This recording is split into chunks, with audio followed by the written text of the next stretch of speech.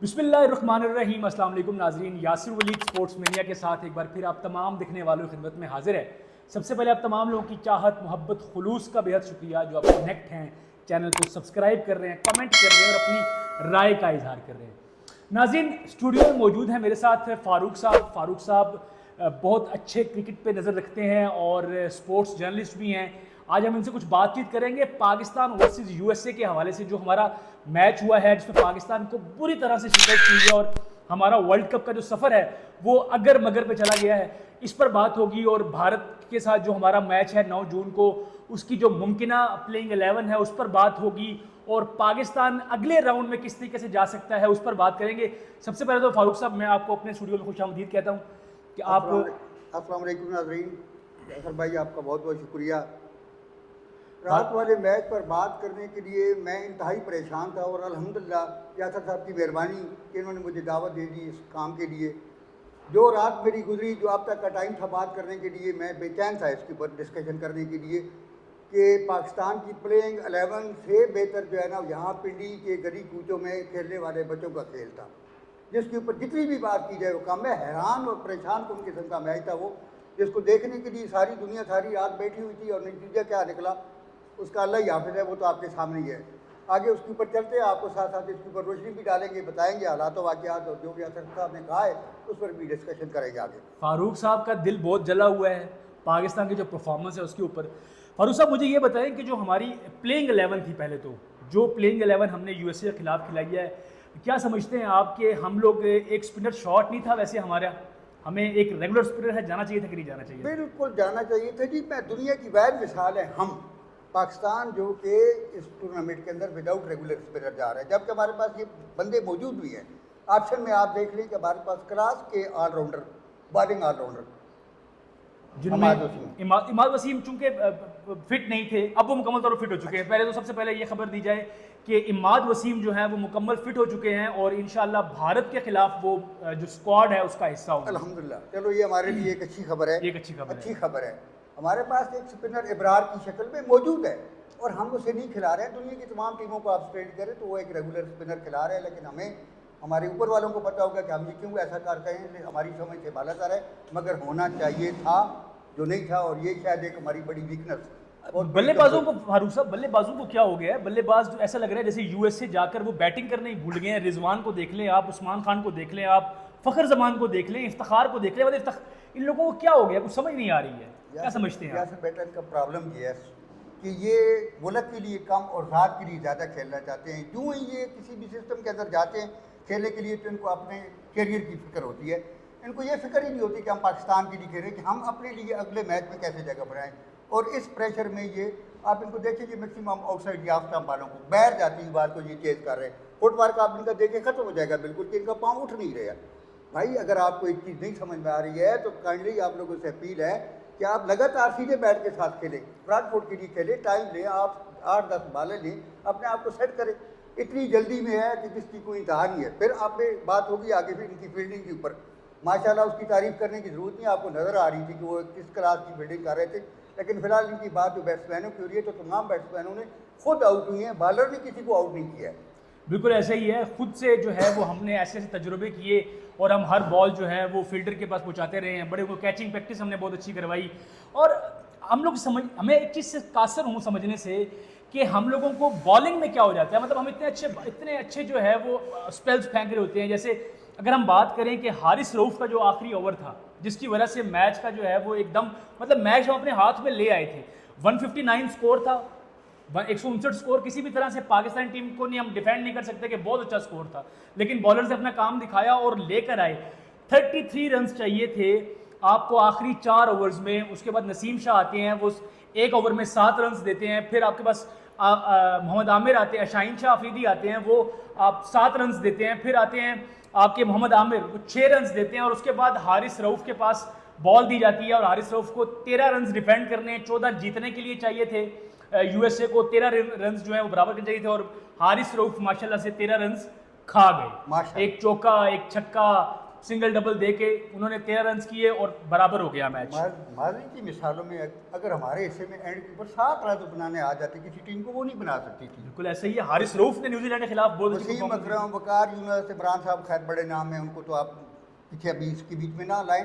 और बिल्कुल क्लियर था जी कि आप ये 14 रन नहीं बनते, बिल्कुल खुद ऐसे ही। हमने बनवाए उनको, और ऐसी बाल उनको दे रहे बिला वजह कि वो खुद हिट करें हमें, हम वो नहीं करना चाह रहे, लेकिन हम उनको ये मौका दे रहे हैं। और ये बिल्कुल टोटली आप ये कह सकते हैं कि बस वो जो जेन का प्रेशर है ना, जो पहले मैंने आपके साथ बात की है कि ये जेनी तौर पर इतने प्रेशराइज हो जाते हैं। वल्ला आलम में भाई आपको कौम ने सिलेक्ट किया हुआ है यार, हमने आपको तमाम इख्तियारात मुल्क की तरफ से सौंपी हुई है कि इज्जत आप लोगों के हाथ में है, खेलो इसको यार, खुलकर खेलो। इन लोगों को हम लोगों ने, इन लोगों के लिए हमने क्या क्या नहीं किया फारूक साहब। इन लोगों को हमने ट्रेनिंग दिलवाई, कहाँ पे, पीएमए में, काकुल में जाकर हमने इनको ट्रेनिंग दिलवाई। इन लोगों से हमने क्या क्या नहीं करवाया, इन लोगों पे कितनी कितनी इन्वेस्टमेंट नहीं हुई, इनको भगाया, बंदों को उठा उठा के भगाया।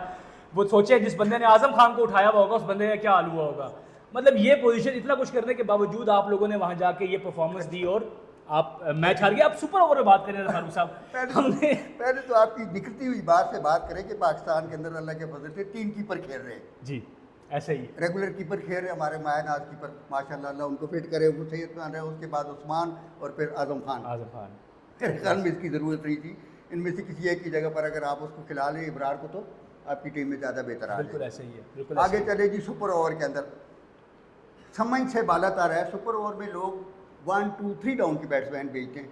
ऐसे ही, हमने 8 नंबर से उठाकर इफ्तिखार साहब को भेजा जी कि आप जाएं हमारे लिए कुछ करके आ जाए। बिल्कुल ऐसे ही है। लेकिन इससे पहले मैं जानना चाहूंगा आमिर के हवाले से, आमिर ने क्या किया? आमिर ने सिर्फ ये साबित किया है कि भाई हम प्रेशर के नीचे गद्दा खेलते हैं, हम पाकिस्तानी हैं, जब आप हमारे ऊपर प्रेशर डालेंगे तो हमारे यही हाल होंगे। और हमने ये जिस मैच के अंदर 10 रन नहीं बनने चाहिए थे जिस ओवर में, उसमें अल्लाह के फजल करम से मतलब कि आमिर जैसा सीनियर बॉलर अगर इस तरीके से प्रेशर को हैंडल नहीं कर सकता तो फिर बाकी उसे हम जश्न का क्या समा उम्मीद हुआ। करें? हमाद वसीम और आमिर की वापसी पर पाकिस्तान में जश्न का समा हुआ, बिल्कुल क्योंकि ऐसे। हमारे बहुत रेगुलर और एक्सपीरियंस बॉलर वापस आ गए। और मेरे ख्याल में ये टोटल क्रेडिट रात तो आमिर साहब ने खुद ले लिया, अपने लिए ले लिया उन्होंने। ऐसे ही है, ऐसे ही है। बहरहाल पाकिस्तान बुरा खेला, रिजल्ट बुरा आया, पाकिस्तान यूएसए के खिलाफ हार गया। और अब जो सिचुएशन है इस वक्त वो बन गई है अगर मगर की। मतलब भारत से पाकिस्तान को जीतना है मैच, भारत से पाकिस्तान को मैच जीतना है और उसके बाद आयरलैंड ने हराना है यूएसए को।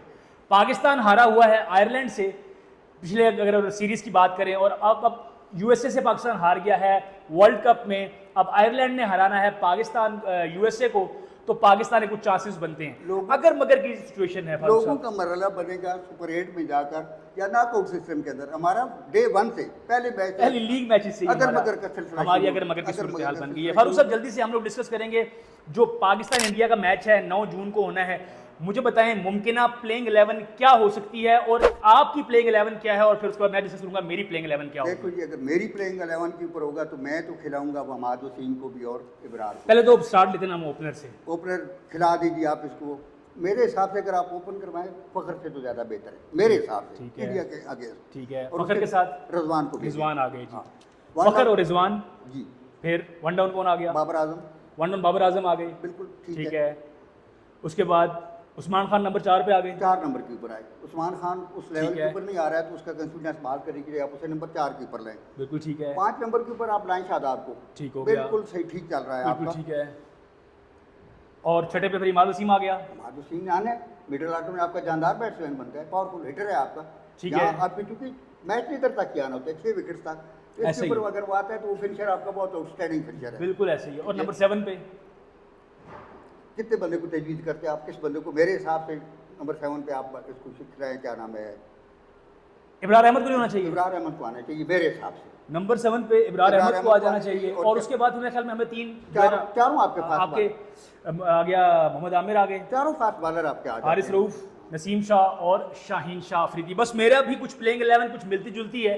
सिर्फ मेरी प्लेइंग 11 में मैं फ़खर जमान के साथ ओपनर नहीं जाना चाहूँगा, मैं जाना चाहूँगा बाबर के साथ और रिजवान के साथ। बाकी फिर नंबर 3 पे उस्मान खान है। उस्मान खान को टीम को मैं मौका देना चाहिए क्योंकि बहुत मौके हमने दिए हुए हैं साइम अयूब को। तो मेरा ख्याल है कि तीसरे नंबर पे जो है वो उस्मान खान ही है। और उसके बाद फिर आपके आ गए फ़खर जमान के बाद शादाब खान, इफ्तिखार अहमद की मेरे हिसाब से टीम में कोई जगह नहीं बनती है। आप खिलाते हैं, आप बेशक खिलाएं, आपने तो वैसे भी पर्चियाँ बहुत सारी लिखी हुई हैं। आपने आजम खान को भी रखा हुआ है और बहुत सारे लोग रखे हुए हैं। आमीन करूंगा आपके साथ साइम अयूब के बारे में। साइम अयूब का मामला मैं गिरी क्रिस्टन साहब को जो है ना उसका डेबिट दूंगा, क्रेडिट ही दूंगा।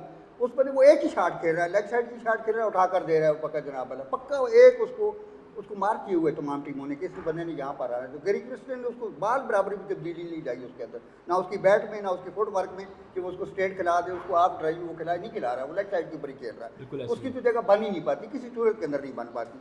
लेकिन ये ठीक है, इसमें अप एंड डाउन। देखिए बात ये वक्त का फैसला जो होता है ना इन फार्म का, आपके तीनों बंदे तेज़ खेलने वाले हैं, रजवान भी, बाबर भी, फखर भी। ओपनर की टाइमिंग ही फास्ट होनी चाहिए ना, उसको तेज़ खेलना है, उसको तेज़ टाइमिंग के साथ खेलना है, सीधे बैट के साथ खेलना है थोड़ी देर के लिए।